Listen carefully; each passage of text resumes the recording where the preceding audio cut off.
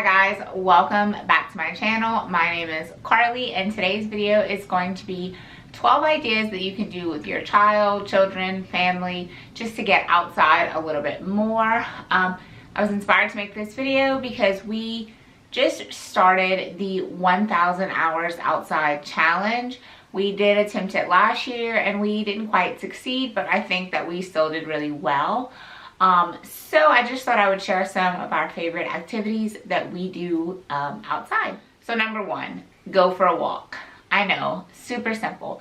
But if your neighborhood's kind of boring, it's not the best, I don't know, walking, it's not exciting, or you just don't live in a neighborhood, go to a local park, look up a different trail, a different area, a different park that's maybe a little bit further away, and have fun with it. My daughter loves collecting things, spotting things in the walk. You can do a little bit of a hunt for different items. I actually have go on a treasure hunt for number 2, and we mainly do these in our backyard where I actually like hide items.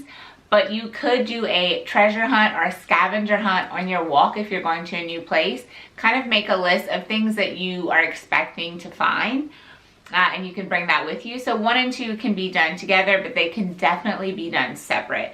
Typically when we do a treasure hunt, like I said, I find little things to hide outside and then my daughter goes look for them. So we do it different, but you could totally bring this in nature and find more of nature's treasure. Number 3 is to find and paint rocks. We were really lucky. The previous homeowners over here left a big bucket of rocks, those like really smooth surface rocks. My daughter loves to paint them. You can paint these rocks however you want. I mean, they just have to be a certain way. But we just finished reading the book, The Grouchy Ladybug by Eric Carle, and this activity that we decided to do with it was actually painting rocks. So this is a little ladybug rock with some googly eyes that my 4-year-old made. And in front of our house, we just have a little area where we kind of have these rocks and then also have the painted ones within for everyone to see. They walk up to the front door. So my daughter loves doing this. There's also some kids in the front of the street that I know do this because they left rocks at our house. We've brought them rocks before. So this is a very cute little activity.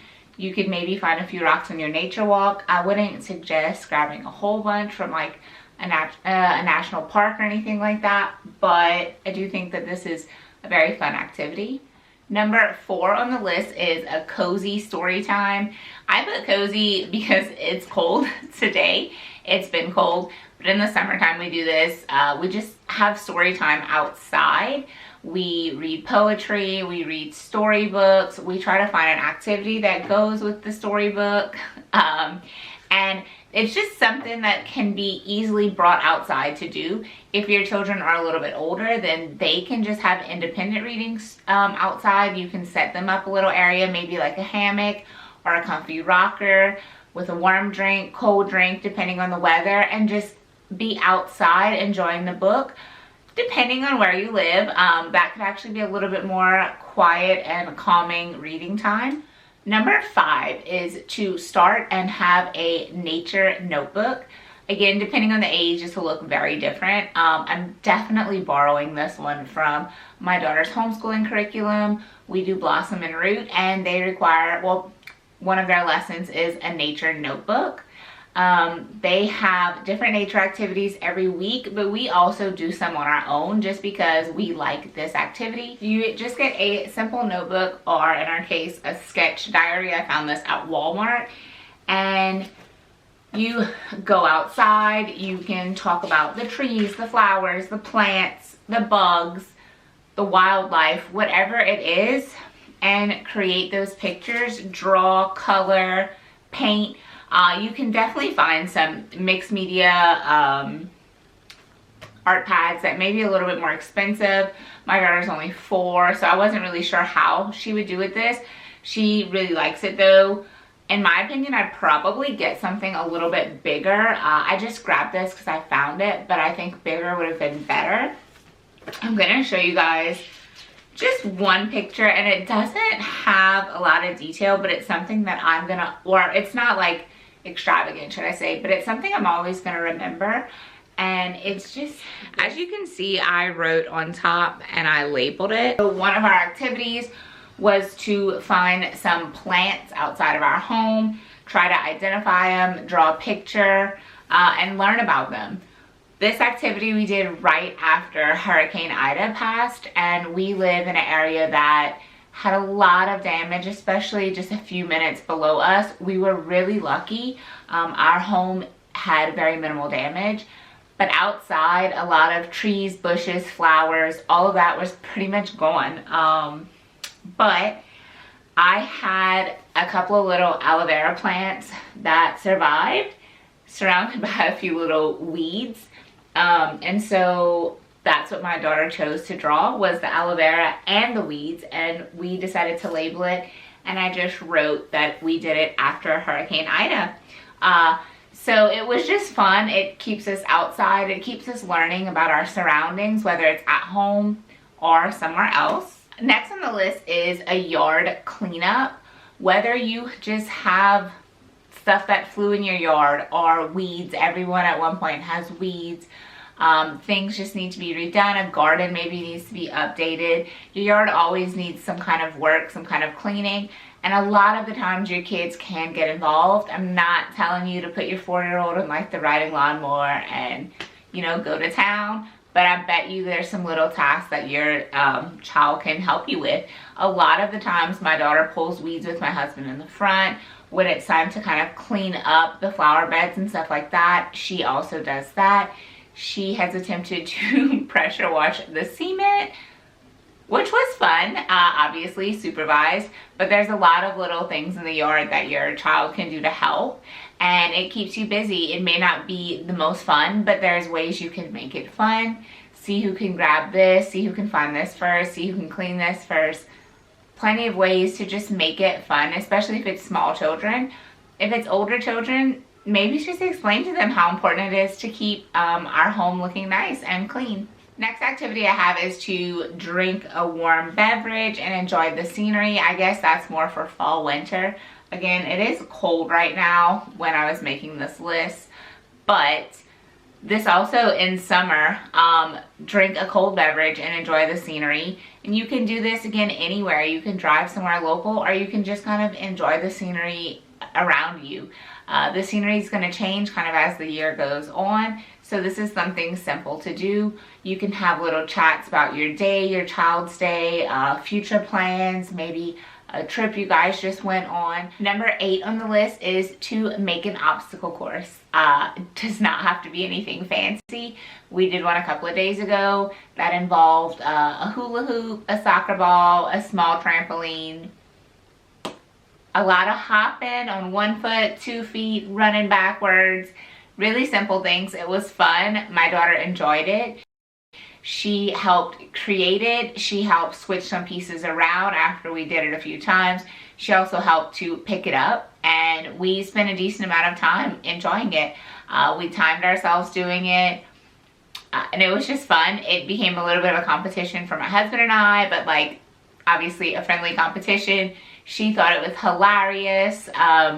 It was just a good time, and it was very simple. Next on the list, I put schoolwork or homeschool work. So like I mentioned earlier, we do homeschool, and although we do have some parts like nature notebook that need to be done outside, I do try to do a lot of it outside. We don't always keep up with calendar, but the days that we do calendar inside, and then we try to bring everything else outside. This is not every day. Obviously, I'm not going to bring papers outside when it's storming, raining to do work, but a lot of the times you can bring your schoolwork, homeschool work, whatever it is outside. It's just an easy way to get out there. Honestly, I think that my daughter is able to get more done when we're outside, because if she needs a little bit of a running around break, it's available. It just works really well for us, and I bet it could work really well for a lot of others as well. The next one is just any regular activities. I guess this kind of goes with schoolwork as well, but you can bring blocks outside. You can bring coloring books, coloring sheets, paints, markers. Honestly, painting outside is kind of a little bit nicer than painting in your house, especially, again, if you have younger ones.